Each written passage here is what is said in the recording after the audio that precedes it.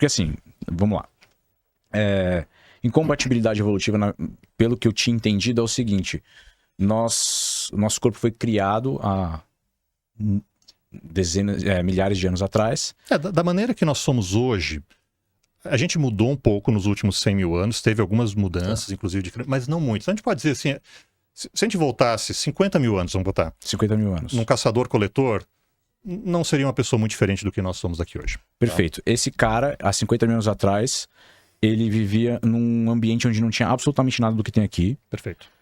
Não tinha mesa, não tinha cadeira, por exemplo, então ele não sentava em cima da espinha dele, ele sentava de cócoras ou no chão, enfim. Uhum. Ele comia alimentos que não eram pastosos, ele comia alimentos fibrosos e ele também não era feito... Aí eu não sei, ele não era feito para viver mais de 30 anos, no máximo uns 30 anos. Uns 40 por aí. Se a gente pegar hoje gorila, chimpanzé no ambiente natural, eles vivem até uns 35, 40 anos, em cativeiro vivem uns 50, 60. Então, no nosso caso, se você não morresse por falta de comida, acidente, coisa desse tipo, chegaria em torno de uns 40 anos, correto? Entendi. Então, tipo, por exemplo, tem muita gente hoje que tem problema de joelho, problema na coluna, problema no pé, e eu vejo muito médico falando, cara, você tá com problema no pé porque o seu pé ele foi criado não para andar 60 anos. Tem muita gente que, tem esse negócio de andar descalço agora, tá, o cara vai andar 100 anos descalço, entendeu? Tipo... Pelo que eu entendo, a incompatibilidade evolutiva, será que tem a ver com a idade que a gente está chegando e o nosso corpo ele não foi criado para chegar nessa idade ou não tem nada a ver? Tem um pouco disso também. Então, com a que a gente chama de evolução cultural, com a medicina, com os cuidados, a gente tem condições de chegar até... Tem gente que chega a 120 anos, tá? Uhum. Que é uma coisa, assim, praticamente impossível de acontecer num contexto que não seja de uma sociedade organizada.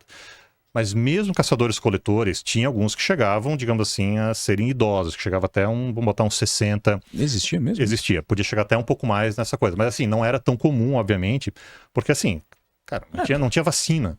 Não tinha... Se você se quebrava, não tem essa coisa assim, eu quebrei um osso aqui. Então havia assim um desgaste realmente maior do corpo numa idade, e a gente não precisa nem voltar muito. Se você volta para o século XIX, se você volta para o século XVIII... Os reis... Morria majestade com 30 anos. Era muito raro você passar de uma certa idade, mas tinha uns caras... Pega o Newton, por exemplo. O Newton viveu lá em 1600 e alguma coisa. Esse cara chegou, se eu não me engano, aos 78. Não lembro da idade exata que o Newton chegou. Então, assim, a galera que se cuidava um pouquinho mais, que essa galera chegava aos 70, aos 80 anos de idade. A gente tem esse potencial de chegar nessa idade. Só que, claro... que vai ter uma queda de metabolismo, vai ter uma série de coisas, porque, eu posso até explicar o porquê dessa história, a gente foi, digamos assim, feito para viver ali uns 60 anos, foi selecionado, vamos botar dessa maneira, para viver bem, digamos assim, no caso de uns 60 anos. Qualquer animal que você vê na natureza, você dificilmente vê um animal velho, um animal, digamos assim, senescente, tirando alguns predadores de topo, que nem leão.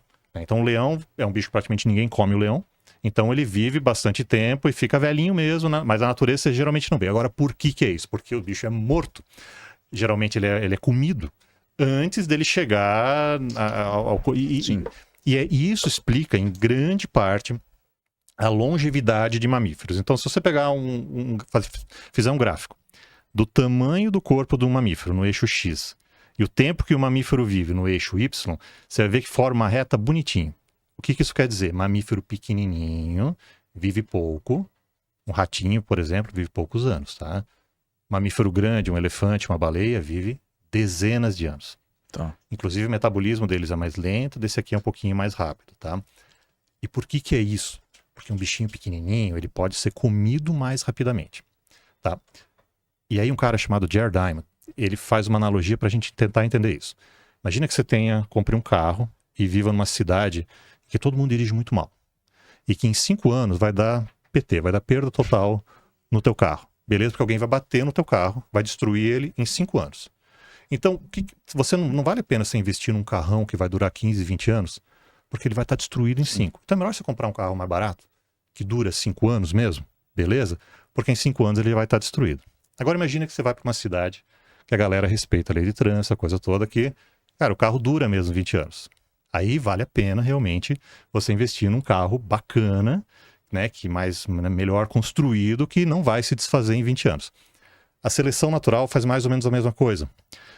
Se um organismo, em média, vai ser predado vai ser comido até os 2 anos de idade, claro que tem uma variação, mais 1, menos 2 anos, não tem porquê a seleção natural selecionar uma série de mecanismos de reparo do corpo para esse organismo viver 50 anos, porque com 2 anos ele já se foi, entendeu?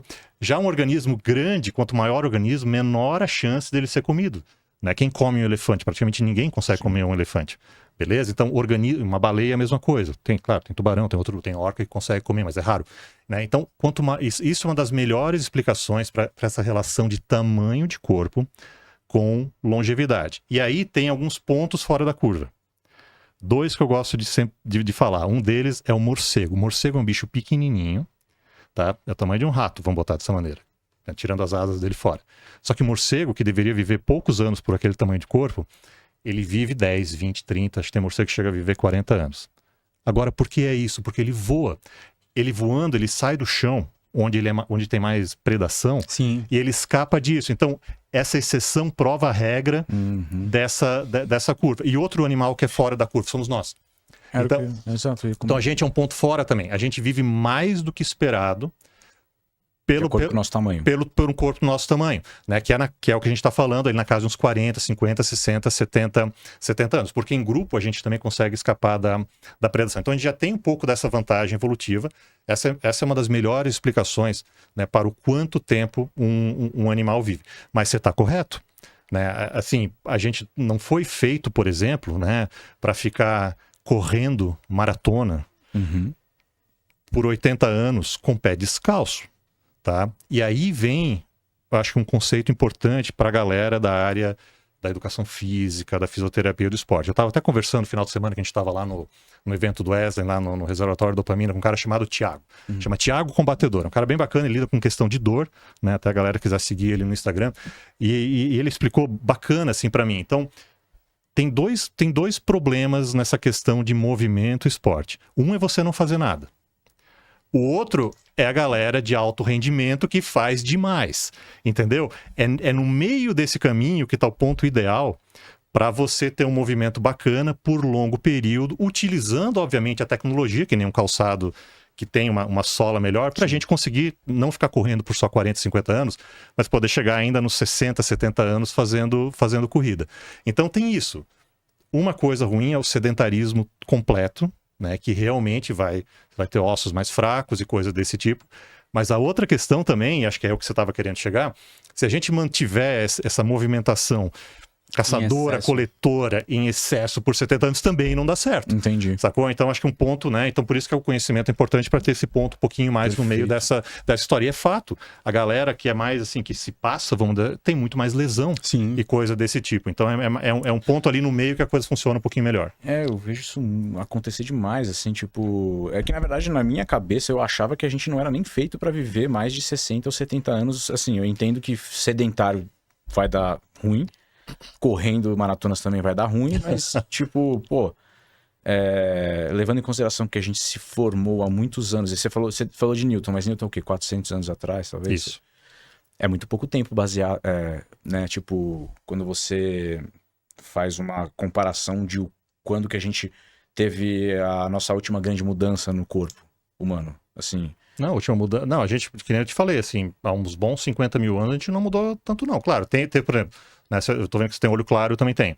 Né, teve uma mudança genética de desligamento ali de um gene que de olhos castanhos, que eu tô vendo que é o teu, houve evolução do olho azul há cerca de uns 7, 10 mil anos. Então a gente teve algumas mudanças fenotípicas nos últimos 50 mil anos. Mas assim, a gente não mudou tanto assim, né, do ponto de vista biológico, nos últimos, sei lá, 40, 50 mil anos, não. A gente mudou do ponto de vista cultural. Cultural quer dizer o quê? Perfeito. É a evolução que não é genética.